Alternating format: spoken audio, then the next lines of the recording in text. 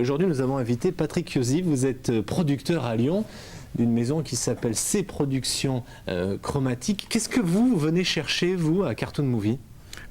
5 millions d'euros. 5 millions d'euros. Voilà.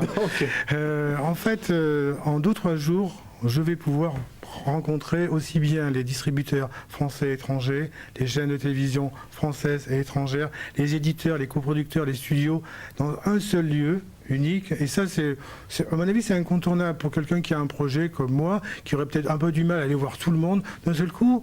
Et plus ça, tout le monde joue le jeu. En 2-3 jours, nous avons des rendez-vous avec les gens qu'on souhaitait avoir. Donc ça, c'est formidable. Et le projet que vous venez vendre, c'est lequel? Enfin, je le sais. En fait. Voilà. Donc moi, c'est les aventures de Tartarin, quelque peu revisitées. Hein. Je pense que j'ai voulu rendre un hommage à Alphonse Daudet, comme lui a rendu un hommage à Saint-Martès, en mettant dans la peau d'un seul personnage, Don Quichotte et Sancho. On voit quelques images. Vous en êtes où de ce projet aujourd'hui? Alors pour l'instant, l'écriture est terminée, puisqu'on a eu la chance d'être sélectionné à un Cartoon Movie. Il faut qu'un minimum, il faut qu'il y ait l'écriture. On a storyboardé quelques scènes et je travaille avec un studio espagnol pour mettre en 3D les personnages qui, dans un premier temps, ont été illustrés par Jean Clavry. Vous prenez un gros risque parce qu'en fait, c'est un conte provençal, mais qu'est-ce qu'il a d'universel? Qu'est-ce qui pourrait lui permettre d'intéresser un public et de faire une carrière au cinéma? Déjà, une histoire s'ancre toujours dans un lieu. Bon, là, c'est vrai que c'est la Provence. Hein. Lorsque je présentais ça en Espagne, ils m'ont dit, mais nous aussi, on connaît Tartarin. Ça a été traduit en espagnol, en anglais. Donc, ça, c'est un peu universel. Voilà. Mais sinon, c'est une aventure burlesque avec de l'amour, avec de l'action, donc il n'y a pas de raison que ça ne fonctionne pas. Marc Van de Veyer, quelle est la différence entre le monde du festival d'animation et le monde du cinéma classique? Est-ce qu'il y en a une même? L'ambiance, on va dire, dans le milieu. Peut-être que la grande différence, c'est qu'il n'y a pas de star pour le moment dans le cinéma d'animation. Et donc c'est un milieu que moi je trouve éminemment sympathique. Ce sont des gens vraiment très accueillants qui se battent. Faire un long métrage d'animation prend beaucoup de temps, beaucoup d'énergie et coûte cher. Donc c'est un long combat.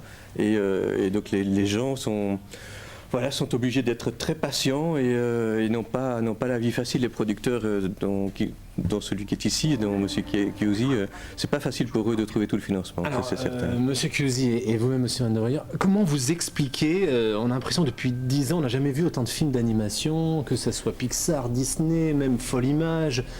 Pourquoi? Mais moi je trouve que l'élément essentiel, c'est qu'il y a toute une génération qui a été baignée des séries de dessins animés depuis Goldorak, mais jusqu'aux séries plus récentes, les séries françaises. Et il y a aussi cette même génération qui maintenant joue pratiquement tous les jours avec les jeux vidéo. Et donc toutes ces générations et beaucoup de gens, en fait, y compris les papis, les mamies, sont baignés dans l'imagerie, dans tout ce qui est le graphisme, et donc dans des narrations, dans des histoires qui sont liées à des graphismes. Il y a un public. Il y a un réel public pour le film d'animation, aussi bien chez les petits que chez les grands, chez les adultes. Maintenant, vous faites un film, il y a beaucoup de films d'ailleurs qui sortent grâce à Cartoon Movie, puisque les films sont présentés, qui sont des films aussi d'animation pour adultes. Oui, parce que c'est ça qui est assez étonnant, c'est que dans des histoires, et même des histoires produites par Hollywood, finalement, chacun y trouve un peu son compte. Oui. C'est ce que aussi vous recherchez quand vous écrivez une histoire? Enfin, moi, oui, ce que je recherche. Moi, si je fais un film, c'est tout public. Hein. Mais bon, il y a plein de films qui sont présentés et qui, à mon avis, après, trouvent un public aussi. Il y a une nouvelle tendance depuis Persepolis et Vaz avec Bachir, qui ont ouvert la porte en disant parlons de sujets plus sérieux, plus politiques, plus éthiques. Et donc on constate déjà cette année-ci qu'il y a des projets sur l'adoption, sur la maladie d'Alzheimer, sur l'immigration, sur l'intégration, sur la politique, que je vous ai bien compris aussi. Et ces sujets vont trouver leur propre public. Très rapidement, parce que le dessin finalement ferait mieux passer les messages ou pourquoi? Il y a des outils maintenant que justement que tout le monde a intégré, qui étaient peut-être difficiles d'accès il y a quelques années. Il y a des images qui étaient peut-être difficiles à réaliser. Et aujourd'hui, avec toutes ces technologies numériques, on peut faire des choses qui sont très intéressantes.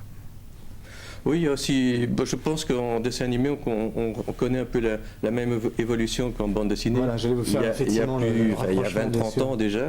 Et donc on est dans cette phase-là. On a eu beaucoup de dessins animés pour enfants. Donc maintenant ça devient des dessins animés familiaux. Mais on passe une étape supplémentaire avec des sujets très adultes. Voilà, Cartoon Movie, ça commence ce soir avec la projection de mots de Chico et Rita. Merci beaucoup messieurs d'être venus pour nous parler des images animées.